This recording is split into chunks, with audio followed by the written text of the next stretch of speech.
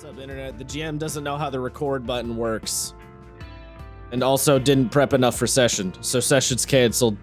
And so is Isaiah. I see that you are returning the subtweet. I appreciate this. Yes. You are lucky I appreciate salty and sweet together. Yeah. You know, it wasn't what I was going to say before, but after that little mishap, here we are. That wasn't on me, you bitch. It was like partially on you, I feel. I reject this reality and replace it with my own. One where it's your fault, not mine. All right, Adam Savage, relax. Fun. So should we do our inaugural bitching about the DMC anime before we do anything? Look, I'm not doing. don't want to have that conversation. I'm kidding. I'm ready for that conversation. We're not having this conversation. It's a joke. It's a joke. Side note though, I'm actually wilded out that I saw people trying to be like, maybe Dante wasn't that bad. No, bro, no, that brother, was no, so goddamn, dude, brother, no. Without fail, holy shit, without fail, we were literally like, watch them fucking like backpedal on this super hard, and of course we were fucking right. Yo, people out here like, maybe Run DMC was kind of good. No, people, no, it was not. I mean, the gameplay was good, but the story's dog shit. Don't do this to me, please. All my sanity, it's hanging on by a thread with this shit. Oh my god. Okay, but did you please tell me you saw the Adi Shankar thing when he was at WWE, like dressed Monday? as Dante? Yeah, I did. That was cringe. He's kind of a cringe dude. I know, but that was next level cringe. Like, no one cheered. I just was like, this is Neil Druckmann, but worse. I'm dying of cringe. Dies of cringe. This is like when no one gave a shit about Neil Druckmann at The Last of Us red carpet. Oh god. Yeah, that was a thing that happened, eh? So funny. That one's arguably a little more awkward though, because I don't think anybody expected Adi Shankar to be at the WWE match, whereas like the red carpet, he was sort of expected to be there, so it's a little more like, you know. That's true. Yeah, that's fair. Yeah. Also, Neil Druckmann's cringe is because he's just kind of an asshole. True. I think Adi's just weird. Yeah. You know? Adi Shankar is that probably autistic theater kid that you knew in high school. I make no claims, but I wouldn't be surprised either. I'm saying this because I knew this person. I meant about him specifically. No, I know, but I speak from a place of personal experience. Fair enough. Tabletop stuff. Speaking of internet chaos, Wizards of the Coast, y'all doing all right over there? Brother. Perkins, now Chow left? What is happening? I thought bro's last name was pronounced KO, by the way. Not KO, it's Chow. I believe it is Chow, yeah. Okay. Anyway, yeah, bro tapped out. Now, granted, I guess him disappearing, that sounds weird. Him leaving is less weird because he was mostly working on Sigil anyway, which, LOL. So, it's less weird than the Perkins situation. Also, apparently, Mike Merle said something about Wizards, the company offering really good retirement packages, and that the retirement package offers might be a way to bring in new talent that they have to pay less. Which, yeah, I could see that. So it's about on brand. Yeah. So yeah, it's kind of weird. D&D's doing some shit over there. Yeah, no, I mean, I stand by what I said. If you're if you might be the CEO of Wizards of the Coast listening to this, I know you're not, but if you are, go fuck yourself with a cactus. I still randomly sometimes think about the fact that Sigil walked up to the front door, and Wizards like kicked the door open, just blasted him away with a shotgun, just instantaneous, like didn't even let homeboy in the room, just done in the yard. Yep. Crazy. We're not talking about fucking D&D today, though, or Fabula, although Fabula's gonna come up for reasons. A lot more often. Well, I meant Fabula's gonna come up today because what we are talking about is getting a new campaign rolling. And I thought about this because we're starting a new campaign, and that new campaign is gonna be Fabula Ultima. So it's gonna come up for sure. But it occurred to me as I was prepping, which I've done actually very minimal pre-campaign prep. A, because the game kind of tells you to, and B, because I don't feel like I super need to. So a lot of the prep has just been thoughts, just banging ideas around, and not necessarily committing a ton of stuff to paper yet. Paper, lol. Who uses paper? Not committing a ton of stuff to a Google Doc yet. But it occurred to me that I was like, well, I could give people some pointers on starting a campaign, because a lot of people have an idea for a campaign and think like, oh, I could do X, Y, or Z, and then they never really get the ship out of the dock. I don't know why I use that analogy, but you know, don't get the ball rolling is the normal thing people say. They don't really get the ball rolling because, I don't know. I mean, I guess there's a lot of reasons, but I think some people out there feel like they're unclear on order of operations. So I'm just gonna throw some ephemeral advice out onto the internet and hope that someone does something with it, maybe, because that's what we do. Yeah. You know? Actually, we've got a few of these. We should make a playlist out of it. Queue of what? We have a few of these, like how to GM, like how to start a campaign videos. We should make a playlist out of this. That is It'll be interesting to listen. Work. It is, yeah. But it would be kind of interesting to see like how it's like specifically mine, because I did like 3 of these, like how my DM knowledge has grown over the last couple years that we've done this podcast. Yeah. I don't know if we've ever specifically done how to actually like start a campaign though. Or if we have, I don't specifically remember it. I'm sure we've talked about it. We haven't had a specific episode on it, but we've had like how to do a level 1, like how an early level mission and like stuff like that. Is that true? I don't even know if that's true. That feels like fake. Yeah, remember news I made the list, the 3x3. You have 3 routes, 3 options, 3 methods of 3 different combats. I vaguely remember this. Sounds vaguely familiar. Not important though. What is more important is hitting the follow or subscribe button on your podcast platform of choice. That's more important. All right, what do we do with this? I am gonna be making a little bit of an assumption here, and that assumption is all of this information I'm about to give to you is predicated on the fact that you have friends. So I cannot. What? That was just really funny. Mid sip. I cannot acquire friends for you or tell you how to do so. I am sorry. I am not. That's not my job. I don't know how else to put it. And by friends, I mean, I'm assuming with all of this advice that you have a group already, and that the group is like, okay, we're gonna play a game. And that basically, I'm assuming you've got the people and you've got the agreement / buy-in from the people to play something, and you're in those early steps of discussion. Those are the assumptions I'm making, which is admittedly very early on in the process, obviously. So we're still pretty early, but yes, I am sort of kind of skipping step 0 in a sense. I'm also not going to explain or talk about finding a group online and shit. A, because I don't think that's that interesting of a topic anyway, and B, because it's its own thing. I have done it a little bit. So, again, what do we do? What do we do? Take it from the top, assuming you have friends. Right. I broke it down into 5 steps. These are 5 very broad steps.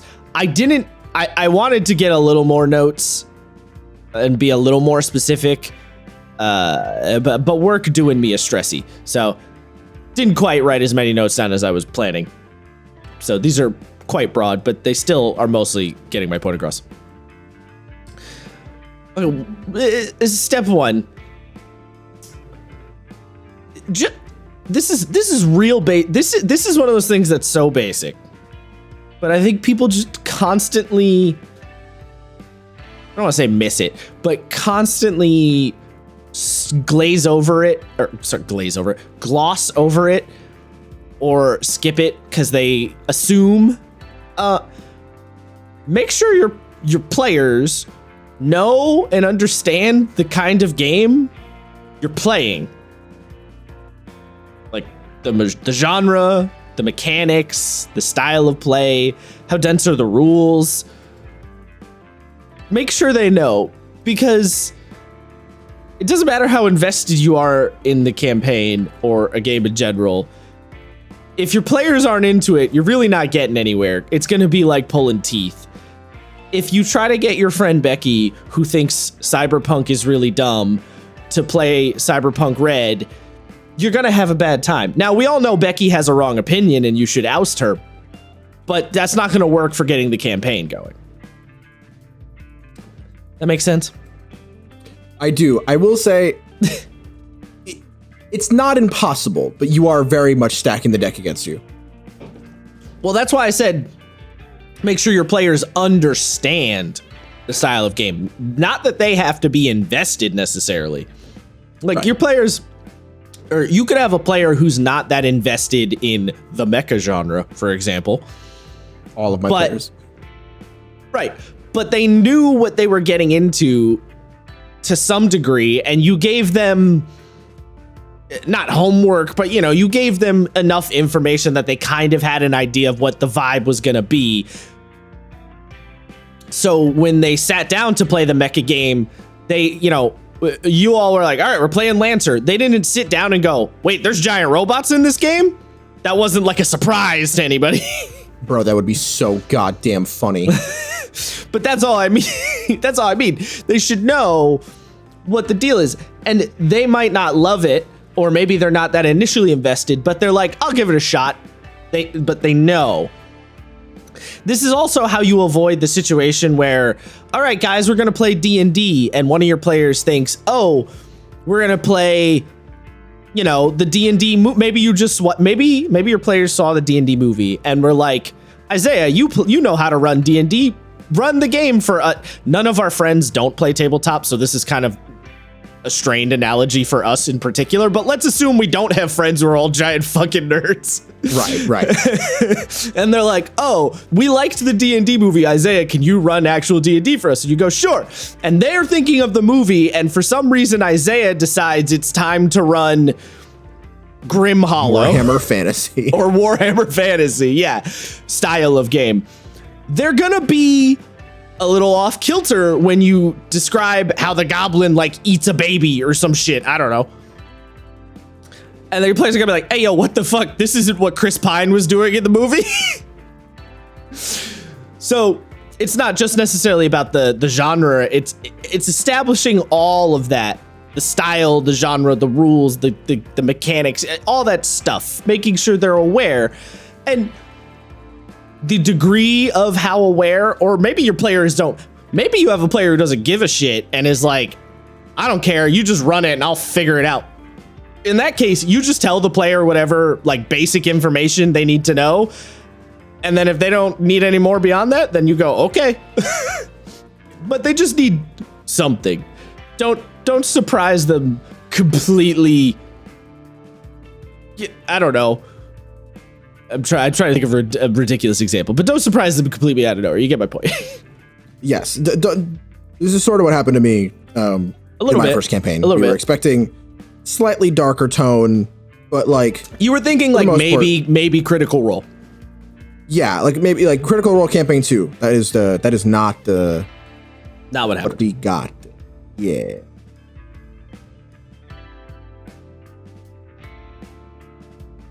Yeah. And do you have anything to add on that? No, I'm just saying that's not what we got. Don't want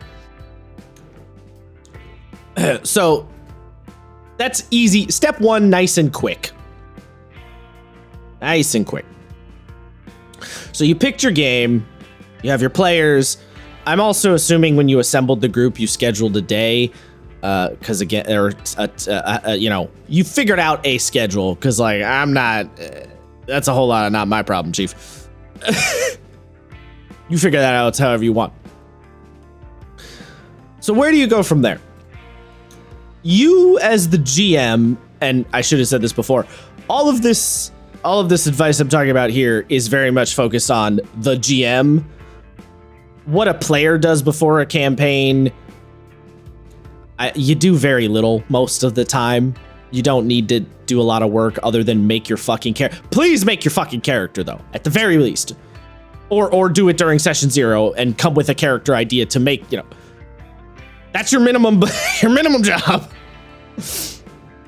Don't show up and be like, I've never read this book a day in my life. Please don't do that to me or anyone. Just, God, please no. So you have the game itself. Most games will give you a pre-campaign procedure of some kind. This will vary wildly from game to game, but it will generally give methods or an order of operations to go about things to get what the designer believes will be the most success out of their game. You should try to follow this procedure generally. Now I know a lot of people are going to be, oh, but I'm running political noble intrigue in D&D, so I don't, fuck you game, don't tell me what to do. Sure, down the road that's an option, but assuming you're playing a game for a first time or getting a campaign off the ground, it's been a little while, I don't generally recommend that. I generally say try to follow the procedure that the game lays out. For example, Fabula specifically tells you to do a session 0 as a group and don't build out a whole world, or do a session 0 as a group and build your world together as a group. So don't go out and make an entire world ahead of time if you're running Fabula. That's sort of against what the game wants you to do. As opposed to something like a D&D where you're kind of expected, if you're not running Forgotten Realms or whatever, to have a lot more of that information up front. Of course, the amount of information can vary a lot, obviously. But D&D kind of wants you to, I don't know, be a little more encyclopedic. Then you have a game like Blades, for example. Throwing a couple of other game examples. Blades has a preset world.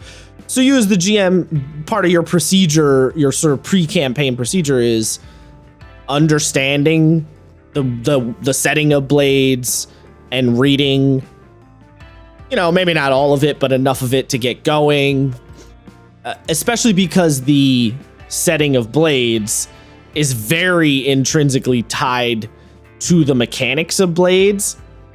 Like, Blades is a game where if you tried to run it in a completely different setting, it would require a lot of work up front on you as the GM, because there's just a lot of stuff tied into the way Blades is as a setting.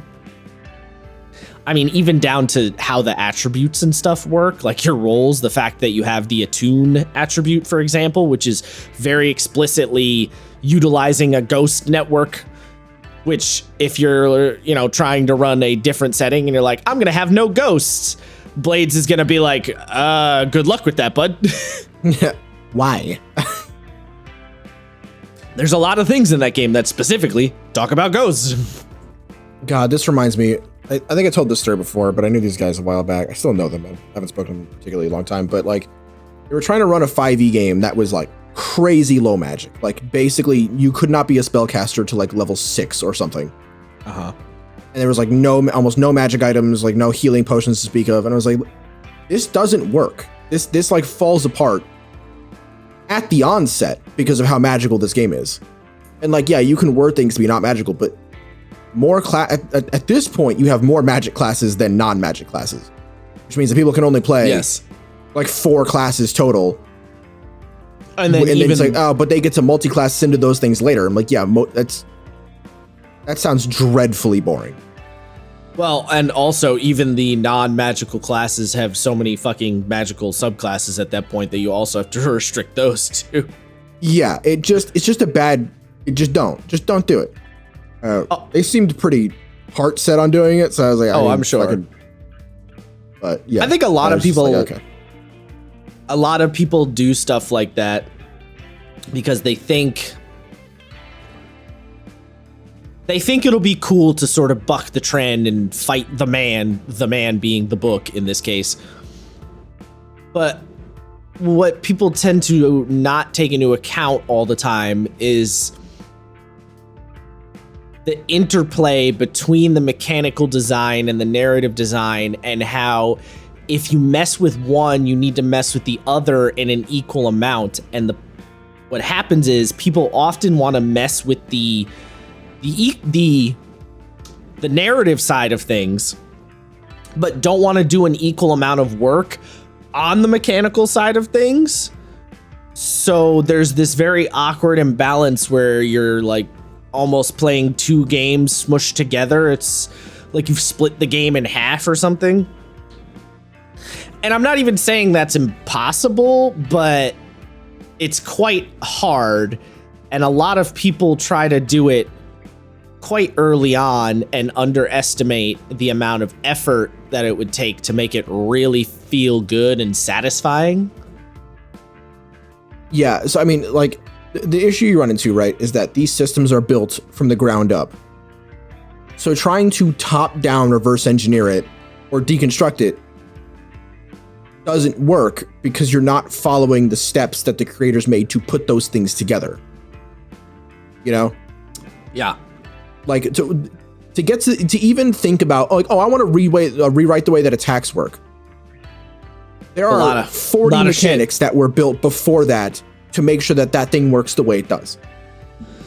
And you could, hypothetically, do the bottom-up design, but it means you're going through the game with a fine-tooth comb before you're doing anything else. Right. You're taking many, many, many steps along the way to break that all down, slowly but surely, to get the result you want. And at that point, you're just designing a new game, so just make your own fucking game. Right. That's the thing. Every GM hits a point, I think, where they realize they start hacking something a lot, and at some point they realize they're like, wait a minute, I'm just making my own game. Either I should stop here and work with the existing game, or just make my own, because that's where we're getting. There's like a mental breaking point where you go, hold on now. I'm doing all this work for nothing. Yeah, what am I doing? I might as well here? do something. Excuse me. Another game to use it as example for the pre-campaign procedure, if you will, Worlds Without Number, kind of like a D&D, has this assumption that you will build the world ahead of time, but Worlds Without Number gives you a very specific order of operations and a very specific list of things to do as you go down the line to make your world.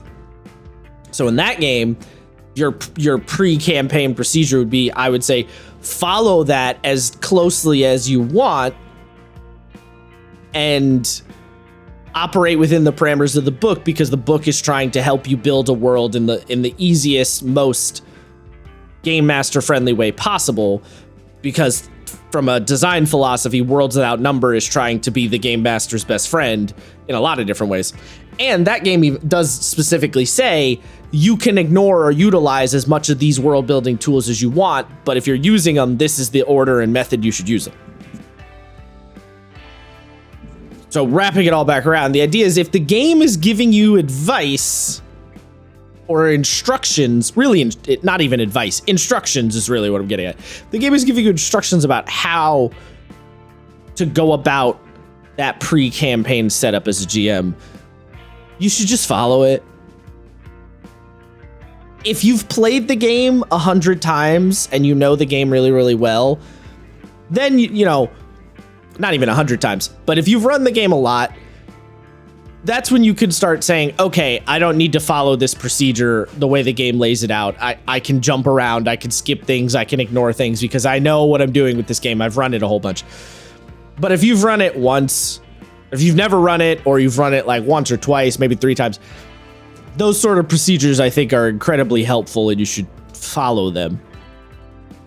Obviously, they're not a Bible, but following them as closely as is interesting and, you know, you'll get results is really the thing. I think you will legitimately get results. And sometimes a game will say to you to do absolutely no pre-campaign work at all, like Dungeon World and Apocalypse World, which specifically say plan almost nothing before the campaign starts, have your session 1, rip it on the fly for session 1, and then build everything out from there after session 1. Some people may find that intimidating. But as someone who's done it a bunch, it can be pretty fun to just rip it on the fly. So sounds terrifying. Well, obviously you need to plan enough to have that initial first session with something to do. But yeah, after that, go buck wild. I don't know. I had a good time when I did it. For both, I mean, I've done it multiple times for both of those games, and I always found it quite entertaining. Because the thing that makes that fun in particular is also because you as the GM, the way the session goes and everything unfurls is a surprise to you as much as it is the players. So there's a lot of back and forth, like, oh, that's interesting, between you and the players, which there's not normally when you're running, you know, D&D or whatever, and you have an adventure module and you know what the next plot hook is and yada yada. So it's you know, it could be a fun time. Mileage may vary on type of game, of course. I don't know that you could do it with every game. I think it very much depends on what the game wants you to do. I think you could do it in Fabula, though. I think you could too. I don't think you could do it in D&D, but I think you could do it in Fabula. I think you can do it in D&D as long. No, I think it works fine in D&D. You just have to be ready to build the railroad on the fly. Basically, you have to be comfortable enough to build the railroad on the fly in D&D and let your players know there might be a little bit of messiness really early on. But once it kind of gets rolling, you'll have an idea anyway. Like, you have to prepare a couple of encounters or whatever for session 0, and you need a location and stuff, but after that, I think you can rip it pretty hard. I'm gonna I think be your honest, players need to know. I mean, yeah, like I was, even if they knew, I'm quite good at improv, I would say. I think I would really struggle on this. Well, don't think about it as literally complete, I have nothing improv. That's not what I mean. You have session 1 ready. Loosely ready, but you have session 1 ready. What I'm saying is you're letting it rip on the world and the setting specifically and where things go. Because it's kind of, you know, when you're playing like Dungeon World, you can just be like, oh, it's Fantasyland.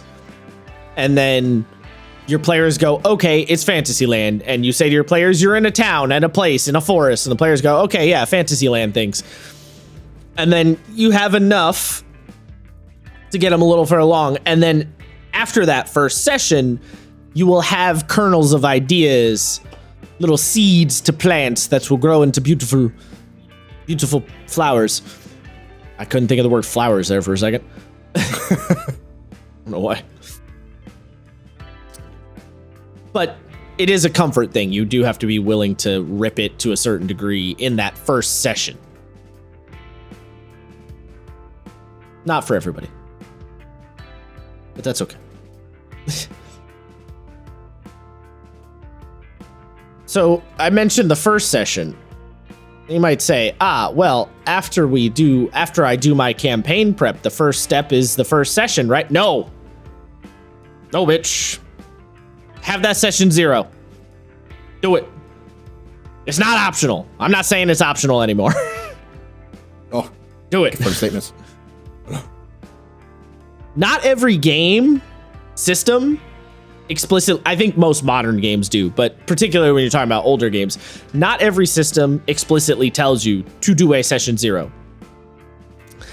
But I personally feel in some nature of a session 0 helps get things off the ground. There's a plethora of ways that you can go about session 0 with varying degrees of formality to them. But you got to have that session 0. I just think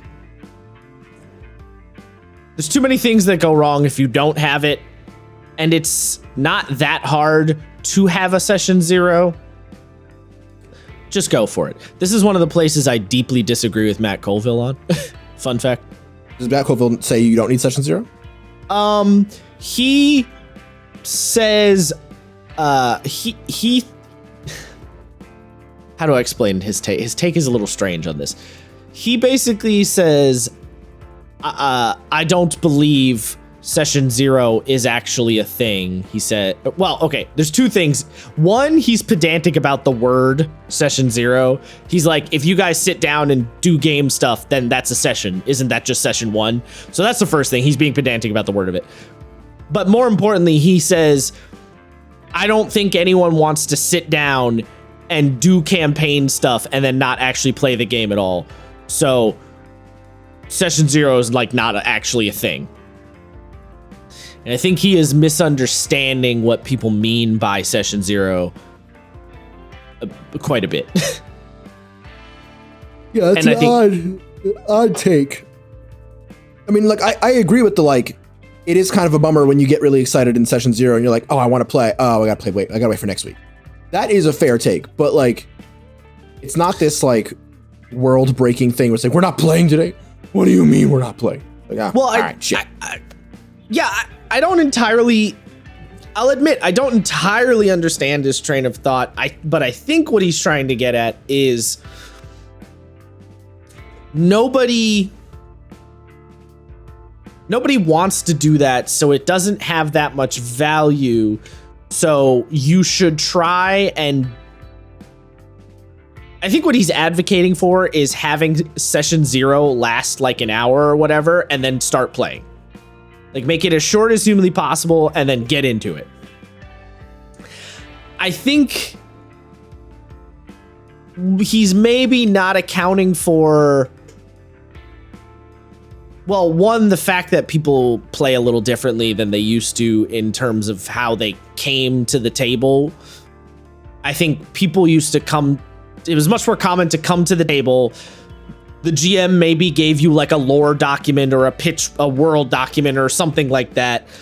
You came to the table, you knew what you were getting. Maybe you discussed the style of game for 30 minutes or an hour, and then you played. I don't think people do that in quite the same method anymore, so I think it might be a case of him being a little stuck in his old school train of thought. You know what I mean? He's kind of narding out. A little bit, I think, yeah. And he also doesn't play that many games other than D&D. I mean, he does play some, but not a ton. So I think he does come at it specifically from the D&D mindset, when a lot of other games, especially when you're talking modern games, specifically tell you to sit down and make session 0 a thing. You know, make it. Basically, modern games are like, have a session 0 and make it hangout time. But make it productive hangout time and build a world and build your characters together. And I think the reason is just because you get a more successful. Essentially, it's more work up front, but that extra work up front pays off greater dividends in the long run.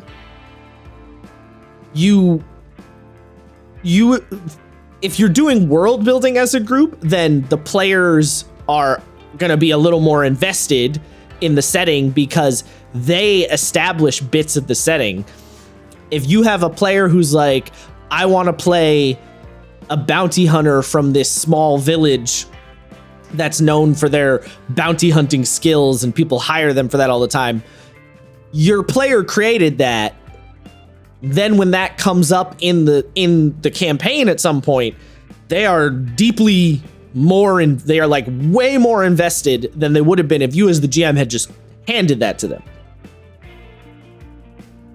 And then from a character building standpoint, when you're doing session 0 as a group,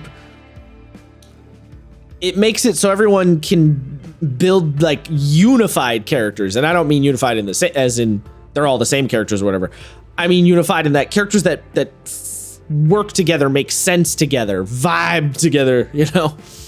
Not having an Aragorn situation who doesn't want to go with the hobbits kind of problem, you know? Yeah. So, yeah, I think the idea behind the session 0 has changed, and I think part of Matt Colville's argument too is that, oh yeah, we used to do session 0 because when we would all hang out at lunch during school, we would talk about the campaign, and that was our session 0. He's like, but my counter argument then would be, yeah, okay, so you did a session 0, right? Like, yeah, you still did do one. You didn't do it formally in the way that some games tell you to, but you did one. And that's kind of what I mean when I say varying levels of formality. Because people hear session 0 and they assume everyone sits down at the scheduled time and the GM directs the conversation and says, okay, player, what are you doing? Okay, you guys have this relationship between your characters. Okay, what about this world thing? And that is a way to do it. And some games will tell you to do that way, and that's fine. But it could also be y'all just saying shit in the group chat for a week. It could be if you're coworkers, you all discuss the campaign at work a little bit or something. It could be, oh, we have we're all gonna hang out at whoever's house the week before, and then you talk about the campaign a little bit there. The formality of it is kind of up to you as a group, but you should do it. Yeah, you should still do it in some way, shape, or form. It really matters not how the session 0 takes that form. Just do it. Just fucking do it. Because quite frankly, for my money, and I don't know if you agree or disagree on this, but I see no downside. I don't either. Frankly, I was, we talked about this when I was going to start Land of Free. I was like, oh, session 0, like, I want to make sure I get this right. And you're kind of just like, the fact that you're doing means you're already getting it right. There's not a whole lot to get right. Just don't get it wrong, which is to say, ignore all the shit you talked about in session 0. Yeah. Yes, don't ignore everything you talked about in session 0 and make sure that everyone has an equal say in session 0. And that what I mean by that is everyone felt like they were as heard as they wanted to be. Right? You might have a player who comes to session 0 and has very little opinions on the situation. They just go, this is my character idea. This is what I'm going to do. And then everybody else says, oh, okay, what about if my character and your character did X, Y, or Z? And that player goes, yeah, that's fine. And they might not have a lot of input, but they were still acknowledged and heard to the amount that they cared, right? So that's really the only requirement is do it and make sure everyone gets the amount of screen time, quote unquote, that they feel like they want. And then from there, yeah, do the thing. And subsequently down the road, do not ignore the things that you established in session 0 either. And this can also, of course, tie into the stuff, the safety tool stuff and the the, what do we do if we're uncomfortable with something, and the what do we do if somebody misses a session, and that stuff can all be discussed too. Or that stuff could all be discussed in the group chat between sessions also. Again, this is, hammering home the degree of formality is entirely up to you as a group.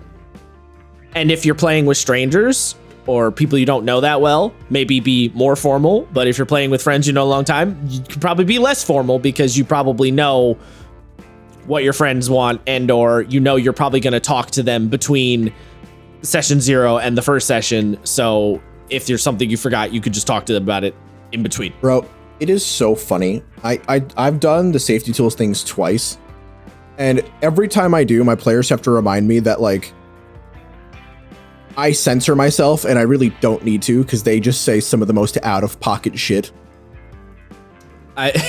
Yeah, I mean, there's times where I'm like, I feel like I need safety tools for my players. You're like, yeah, who's gonna safety tool the GM? Yo, wait a minute, everybody, slow down. Yeah, I was like, wait, whoa. Hey, yo, that was out of pocket.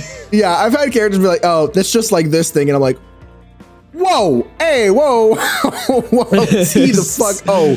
What did you just say to me? Saying some wild and shit. That is funny, actually. That's true. Nobody talks about safety tools for the GM. It reminds me of the XP level 3 video where the characters were like talking about romance, and then like Jacob, as one of the characters, describes in like really graphic detail how he and the other characters start boning. It's like, and then there are fluids, and he's like, okay, I'm done. Nice. Love that. Yep. Oh, that just reminded me, I should get back to listening to this campaign. I kind of stopped. But Jacob, they were doing a Pathfinder Eberron campaign. Mm-hmm. And there was a scene where Jacob's character banged one of the other party members just like out of the blue. And so it was like the next morning, and the entire time Jacob's character was just making like nasty jokes for like probably 10 minutes straight. Oh, like no. It was just like lewd joke after lewd joke. He just kept going. And everyone's like, yeah, we get it, but yeah, you fucked. Yes, we got it. Yeah. It was very funny. Yeah, no, we got it. I get this reminds me, one of my players, lost someone important to them to cancer. So when Ant's character caught a radiation-based disease, yep, I was very careful to not bring up cancer. And then I was like, oh, it's a degenerative thing. Your cells are falling apart. And this player was like, oh, Lamau, you have cancer, fucking loser. Like, Jesus Christ. Jesus Christ. I can't. Holy shit. I can't. What the fuck? Whew, that's savage as hell. God damn. Dude, I was like, why the fuck am I trying? What am I doing this for? What am I doing this for? What am I doing for? You're all clearly animals. Literally. Jesus. Who raised you people? Yeah. I'm just looking at the line in Rango. He's like, you turn on each other like a bunch of animals. Yeah. You have cancer. What a loser. That's crazy. I know, dude. That's such a like, crazy okay, well, thing whatever to say. tact I thought I needed for you, apparently fucking not. Yeah, I guess it wasn't that important. Yeah. God damn it. It was so funny. I've now lost my train of thought. I know, it stun locks you, doesn't it? It kind of did, yes. Be me in the middle of session. Yeah, no, yeah. Anyway. Bro, real quick, just this is a small side. My players stun locked me for about an hour 2 weeks ago. How? What? As I was getting ready for session, they started talking about the Warrior Cats young adult novels. And I was what so the fucking... fuck? It is like a Watership Down. No, I know what it is. Yeah. They were talking about it, and I just was like, and then the magic, and I was like, the magic? What the fuck do you mean, the magic? Wait, why did the Warriors novel come up? So one of Sereth, Paladin's girlfriend, was like, I want to play a game with cats in it. And Siffy was like, oh, try these things. And she was like, I don't know, I'm on like a cat thing recently. And then I don't remember, I think Snubby brought up Warrior Cats. And then It's Moon just called and Warriors, Sif- by the way. Oh, is it? Okay. It's just called But, like, Warriors, yeah. But yeah, and then all of the fucking women in the party just went off, and I just sat here with How the many- other boys stun locked. Wait a minute, how many? There's like 6 books in this series? Jesus. No, Oh. there's like Oh, wait, no, over there's like 30. It's like, no, wait, what? No, wait, I see. Oh, the list is still going. Never mind. Oh, it's Yeah, still going. yeah. Oh, it's still Yeah. going. Holy fuck. Be me. Look up the list of this mid stun lock and go, oh my god, there's just more. There's manga in this shit. What the There's hell? manga? I didn't see that. There's manga.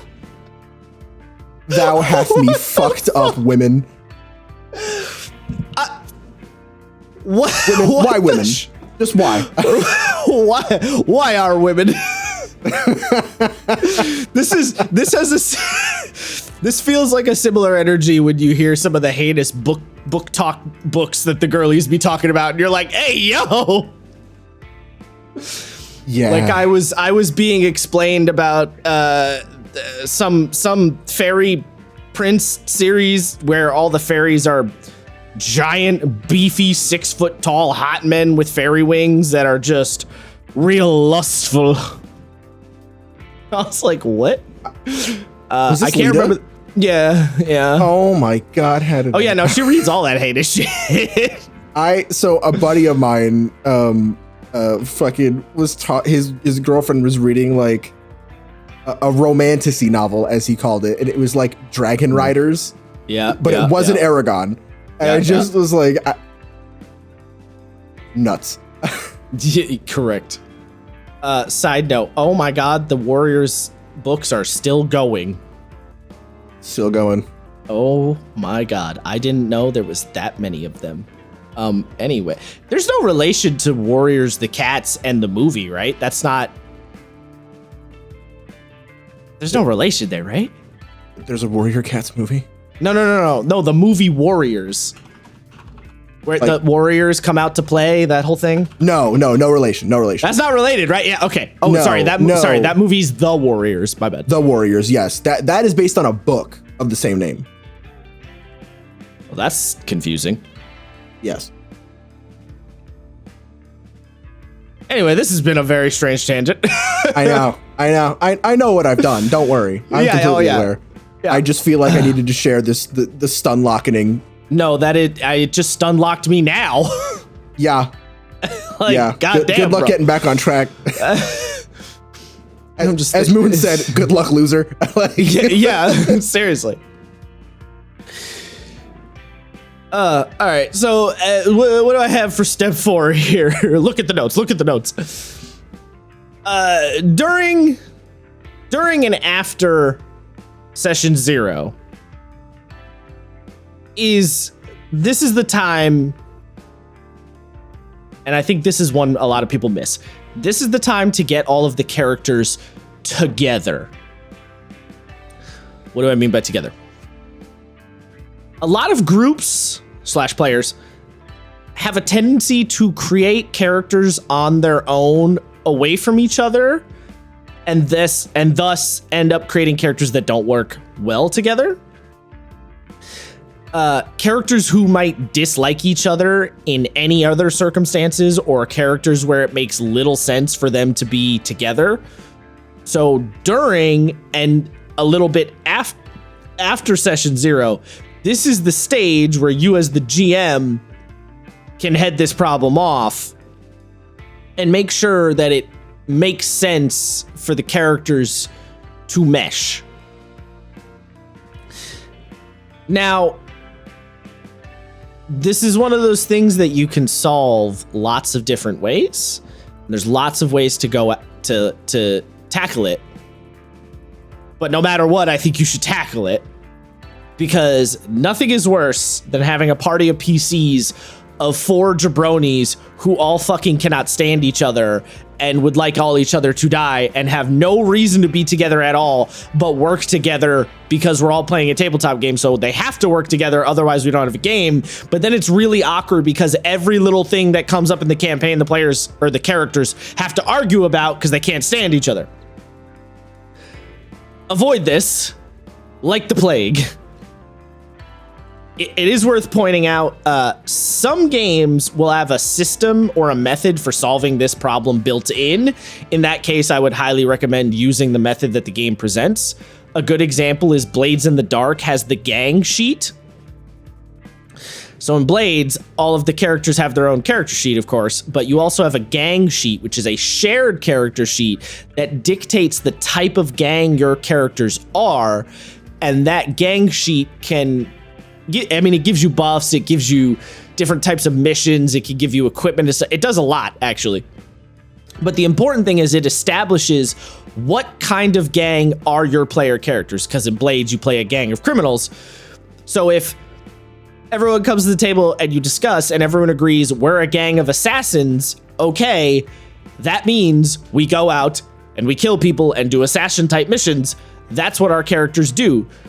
So as a party, when you're making your characters, make sure you have a character who's down to stab dudes in the throat. If you're playing a gang of assassins and you're like, my character's a pacifist who thinks the way to solve all the world's problems is through love and money. No, motherfucker, we're playing assassins. We agreed on that. This is vitally important shit that I think a lot of groups miss out on, mostly by accident. I don't think it's actually an intentional thing. I think a lot of groups just don't, particularly when you're dealing with newer players, just don't think about it, you know? Yeah. It's kind of an easy thing to not know, especially if you've never played. Like, if you're a new player to tabletop, period, you're definitely not going to think about something like this. So, yeah, as the GM, fucking do your damnedest to make this work, no matter what. Now, this is not me saying that all of the player characters have to be best friends, because they don't. It heavily depends on the game. Some games, characters are actively antagonistic to each other, right? I played an Apocalypse World campaign where 2 of the characters actively murdered each other more than once. Yeah. But we established at the beginning of the game, the thing that tied all of our characters together is we all live in the same community, and it's a small community, so we all knew each other. There was no circumstance of like, I've never met you. We all knew each other. And the community itself was being threatened by outside forces. So even if we couldn't stand each other and actively shot each other, which we did do on multiple occasions, we would have to band together, or not even band together, but we would have to interact with each other somehow when shit from outside the community was causing trouble and or, you know, forcing us to deal with something. Or in the case of my character was just the town doctor. So every time somebody got shot or stabbed, they ended up dealing with me because I was the only person who could fix them. So, and my character basically hated 2 of the 4 characters. There was 4 players. 2 of the player characters my character couldn't stand or put up with, basically. He would talk to them, but he put up with them. And then one character ended up being his bodyguard, essentially. Oh, I remember that. Didn't you like kill him or something? And then that was like the death robot, right? No, yeah. So he was like, he was a robot. He was like a super soldier robot. He was like a Raiden cyborg type character from the past. No, I didn't kill him. He killed people for me. Yeah. That was very funny. But yeah, so there was a lot of antagonism between the characters. We as the players were all on the same page. We knew, like, we were all doing it on purpose. It's not like we were trying to fuck with each other as people. It was a character thing. But that core establishment of we all live in this same little tiny area, so there's no avoiding each other. That's the thing that brought our characters together, quote unquote. In a D&D campaign, it could be as simple as you are all hired by the same person and you have no, like, you have to do this job, you don't have a choice. Or it could be a Suicide Squad situation where you're all awful pieces of shit and someone brought you together and is like, if you don't do what I say, I'm just gonna have you all executed, so you better cooperate. Lots of options. Saying we some kind of Suicide Squad. God damn it. That meme will never die. No, it really won't. Much like Heroes, Will Smith saying that, never die. Nope. But yeah, lots of ways to tackle the problem, but you should tackle the problem is the crux of it. I don't know if you have anything to add on that. Not a lot, actually. No, I mean, like, I feel like I've said this a million times. I always feel bad in these episodes because I'm like, it's just me going, because I agree. I mean, do you have any good example of like an unorthodox way of doing this? Just for the sake of it. Of setting up like party cohesion? Not really. I've done it pretty orthodox. Coming up with a good justification, basically. Yeah, I mean,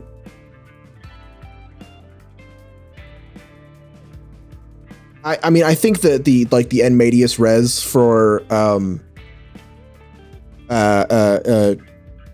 Tyranny of Dragons is pretty fun. Like, you don't necessarily have to. This is literally the start of Skyrim. You get to the town. Oops, all dragons.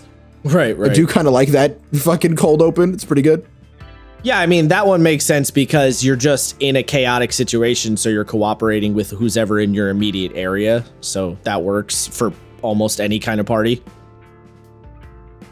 Yeah, I mean, in terms of ones I've done, I had an evil campaign where the players were all brought together by a fucked up prophecy situation, except it was like an anti-prophecy because it was they're gonna burn the world to the ground type thing. Right. I had my other evil campaign. They were all, part of the evil cult. Or they ran the evil cult. They ran it, yeah. Ran the cult.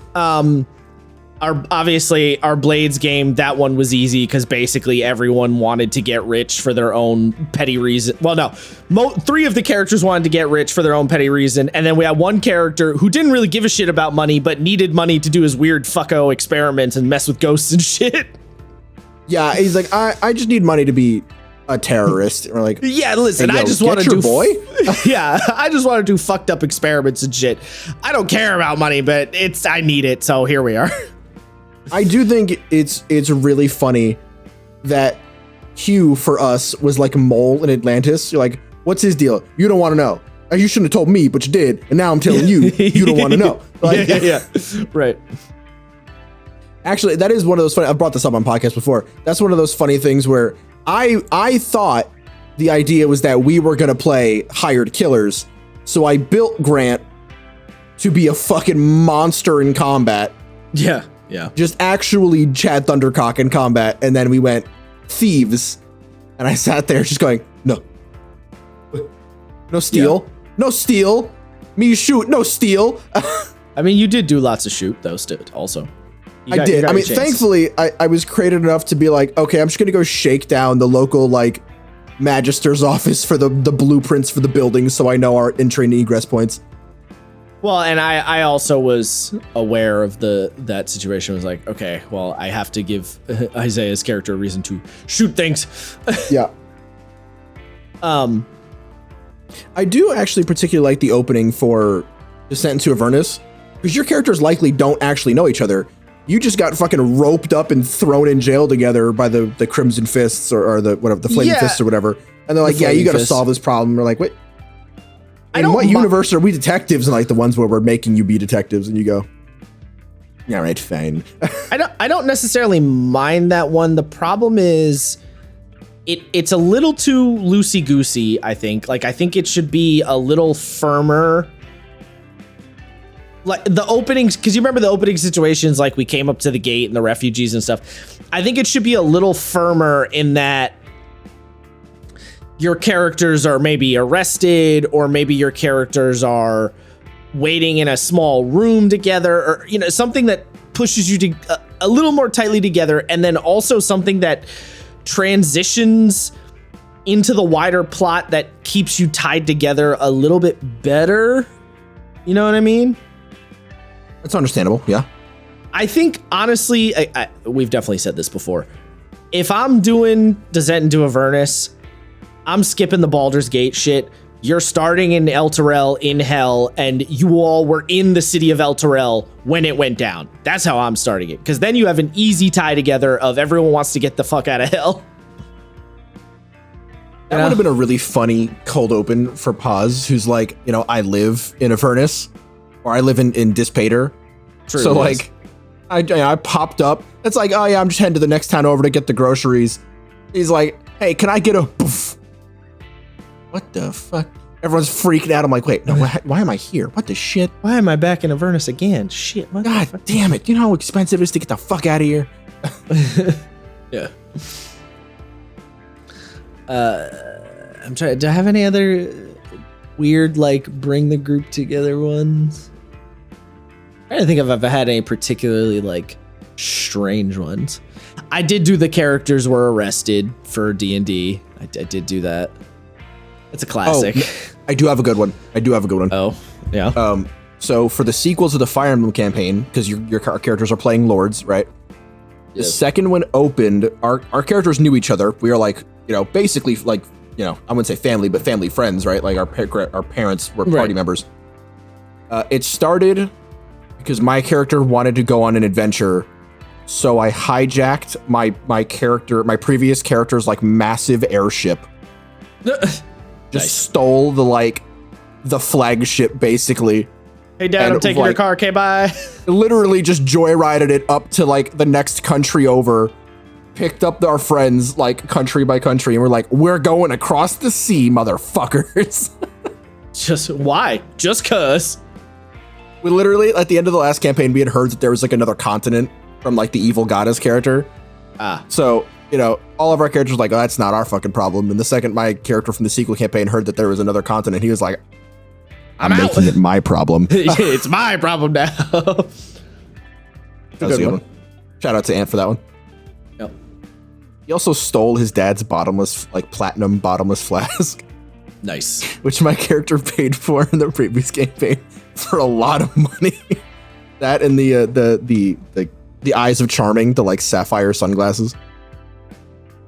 I was a gremlin in the fucking start of that campaign. Just stole all my characters' old shit and slowly had it confiscated back across the campaign. Uh-huh. Good times. So yeah, good example.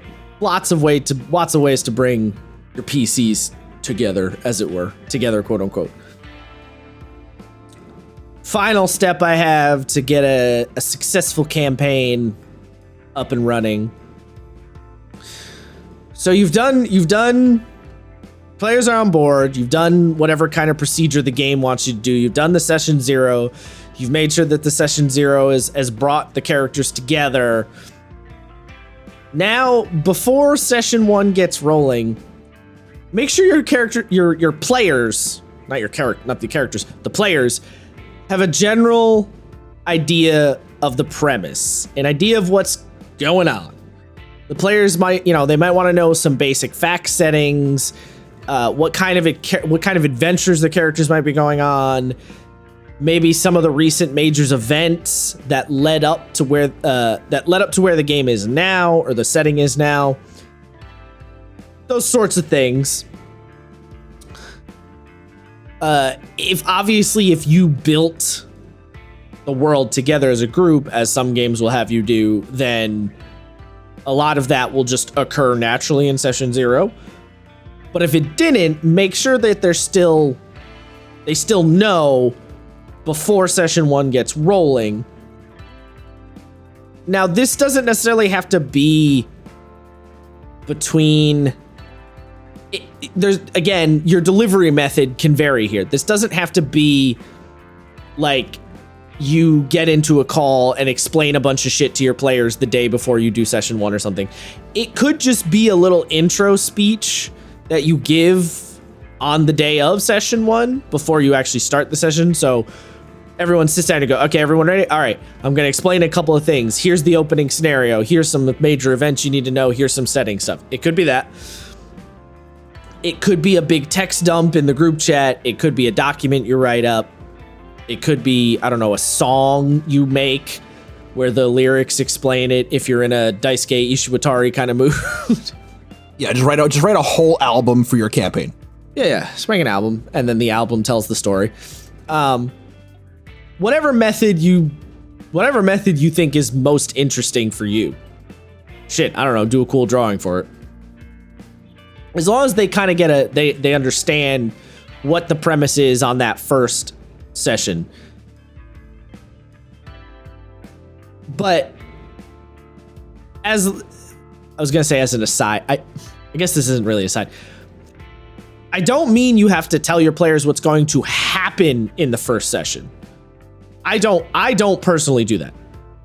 I just mean make sure they're up to speed and have enough interesting info to sort of ponder about the campaign between sessions and think about what's going to happen on that session 1. Because it breeds good investment from the players if they know, okay, we've done all our session 0 stuff, and then the GM said session 1 we're gonna be on a little mission, and the war between the two countries just ended, and there's been this weird religious not hierarchy. What the fuck was I just trying to say? Religious mutiny? What the fuck was the word I was looking for? I don't know. Religious stuff going on. Like, just things for them to be like, okay, I know what our starting point is. I now have a degree of investment. And again, as always, some players might not give even a tiny little fuck. But as long as they have nuggets to latch onto, then they're ready to go. That's all you need. That being said, a little pitfall of this: don't overload the information. Don't, like if you write a little world document thing, don't make it 45 pages for them to read before session 0. Yeah, because ain't nobody reading that. Right. So this is a big one for me, because while I will read all 12 pages of my character's backstory, and I have done this, and I like doing it, I know my players will not give me this. So fair enough. For both my campaigns, I gave them a general idea of the factions in like one paragraph each. Like, this place makes all the food, this place makes all the guns, this place makes all the cars. That simple, basically. Where your character might be if they found themselves in that spot, if they were born there, and what their general outlook would be on the other factions. That's pretty much it. And this is the cool thing, right? Especially when you have players like mine, where some of them will just give me fucking pages of their own lore. I go, okay, the only thing you really need to remember is all of the shit you gave me, so your own writing, and what your character knows about X, Y, or Z. And I will give you some of that information as we go. And the easiest way to do this is when shit comes up that your characters would know, you describe it and go, X, Y, or Z, you would know this because you've been here, right? You don't have to and now you know this, and now you know that. It's just go, when it's relevant, just tell them it's relevant, So for characters like Paladin, who's playing like a gruff ex-criminal, it's like, okay, well, when you're dealing with the Long Rim, right? Like, it's literally the Outer Rim from Star Wars. Anytime that shit comes up, I would go, okay, well, Cloak, you know this. And that just makes all that work so much simpler. And they're more likely to retain it. They're definitely more likely to retain it. Yeah, you set up some of that initial premise stuff and then you tell the character how the characters how they might be tied into it, and then once it comes up in the campaign, remember that thing I mentioned? Okay, you know this, that, and the other thing about it. And the reason that I even mentioned doing any of this before session 1, because someone might be like, well, do I really need this before session 1? I suppose you could sort of skip this last step if you really wanted. But the reason I think it's of value is because it just gives the players stuff to think about. You know, it's that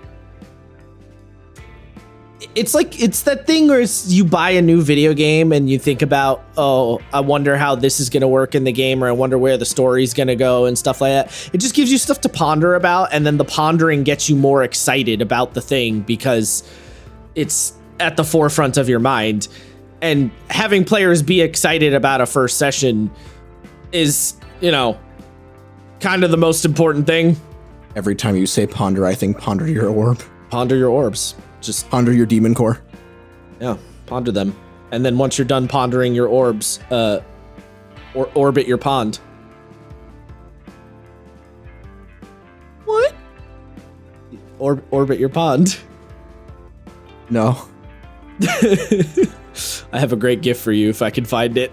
Oh no. It's just a wizard orbiting a frozen pond. Oh my god. It's great.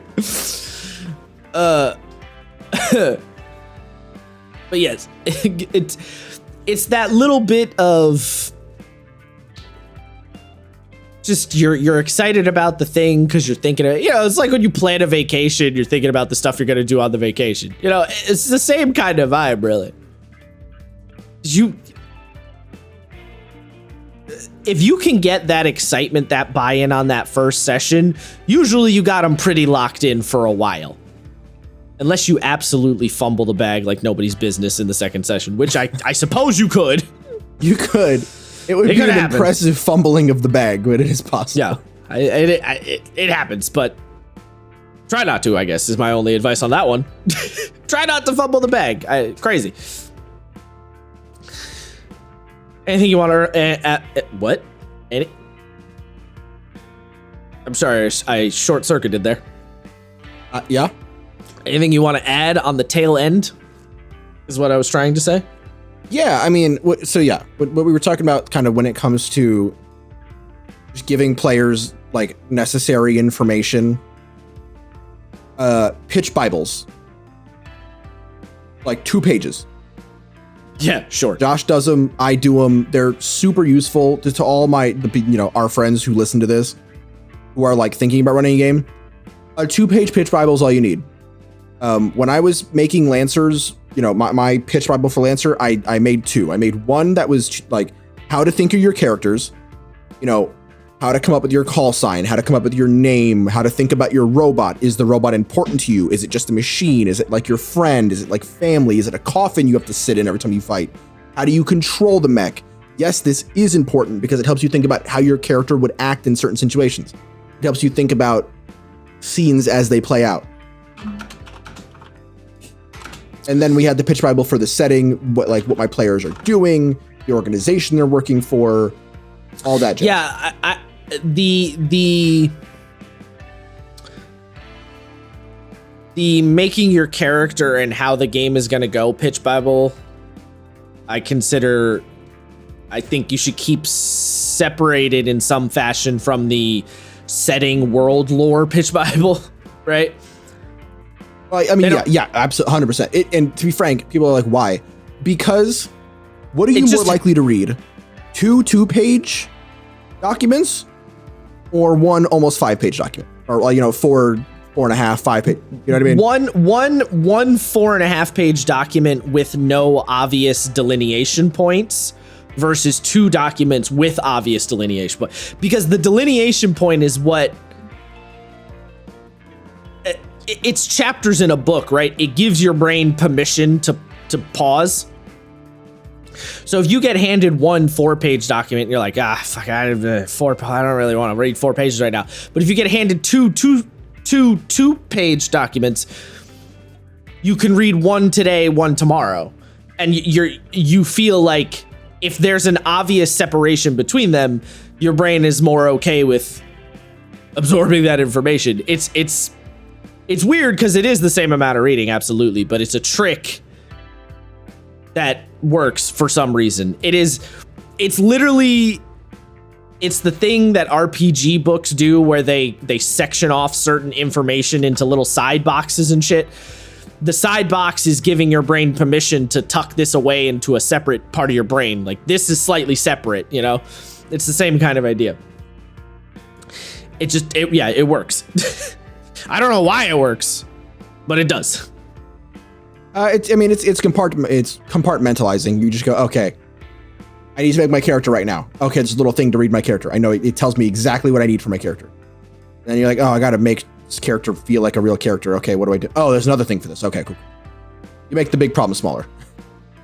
Yeah, it's chunking it down into smaller steps, which, yeah, it works. Psychology. I don't know. Human brain. Do funny things. I don't know. Like, well, because I would love to say I know why it's a thing. Like, I know it is a thing. I just can't. I have no explanation of really why it works the way it does, because from a purely rational standpoint, you look at it and go, but it's the same amount of information. And you're like, yeah, it is the same amount of information, but chapters make it easier for raisins. Raisins. Yeah. It's also why RPGs books break things up with art and headers and, you know, little graphics and all that shit. Same shit, same idea. God, I love we talked about this with Emma, but like, just how much of a joy Fabula is to read, and then having to go to Worlds Without Number and being like, no, please. Well, this is too much text on page. Brain no worky. Brain no want Worlds read. I think the Without Number games are a good read, but in a different way. You know? Like, if you were reading them, kind of just casually sit down like you were reading a novel, I think the Without Number games read well. But when you're reading them in the headspace of trying to learn the game because I have to do a session in 2 days or something like that, it makes it trickier. You know what I mean? Yes, it does. Brain go, I don't want to do that. It's the difference between reading a specific chapter because you have a test on it and reading the book casually by yourself, you know? Yeah. It's that kind of thing. That's the end of the notes, though. That's all I got. Like I said, I wanted to be I wanted to get a little more specific, but I didn't have time, and I wasn't going to try and force thoughts out of my head, because then it's going to sound like word vomit. What's the point of that? Understandable. Yeah. And I'm sure in like a day or two, I'm going to have a thought where I'm like, oh, I should have mentioned this thing, but whatever. That's what your next episode's for. Maybe. That's been us. Kept it short and sweet this time. Give us a follow on the social medias if you feel like it.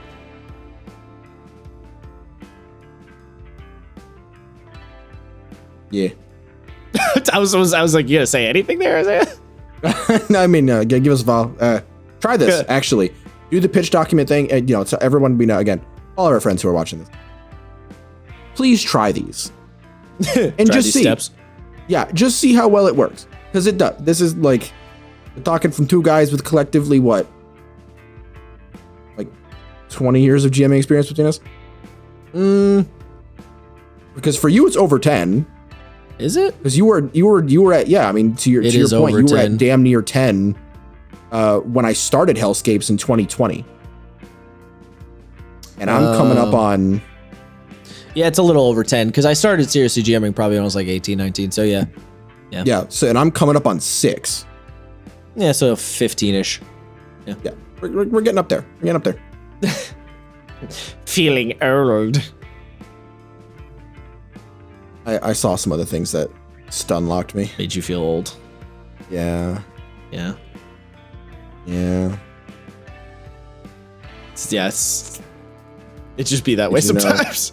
Did you know Meteora by Linkin Park came out and 2003. I didn't actually know. Hybrid Theory came out in 2000. That doesn't was mean anything 3. to me because I didn't listen to them when they came out at all. So Oh, okay. it doesn't really mean anything to me. That doesn't hit in any particular way. Gotcha. Hold on, I got you. What? I got What do you. you have another one that's gonna Soul Calibur 2 came out in 2002. fucking sick, dude? What a banger! That shit still holds up. Yes, sir. 3 years Still later, goddamn. Probably the best game. 6 is good, but Oh yeah, I don't know. It's a tough one between 2 and 6 for me. I'd have to think about that. 6 is far more balanced for sure. It like yeah, it is competitively better to play, but 2 I would argue still feels the best to play. Like all the character styles feel grounded, and like the fact that Raphael has real Fencer's foot movement as is just his natural static pose feels really good. such a nerd thing to say. I know. Well, because it's cool because when he does his movement, his feet actually shift to get back into position. They don't just jump to it. And like, fucking, there's just so many things. There's so many really good small things about Soul Calibur 2. I could go on about it all day. Yes, I know. This is not a Soul Calibur podcast, however. No, we'd get like maybe 5 episodes out of that total, but I would love it. Yeah. Goodbye, internet. Peace, motherfuckers.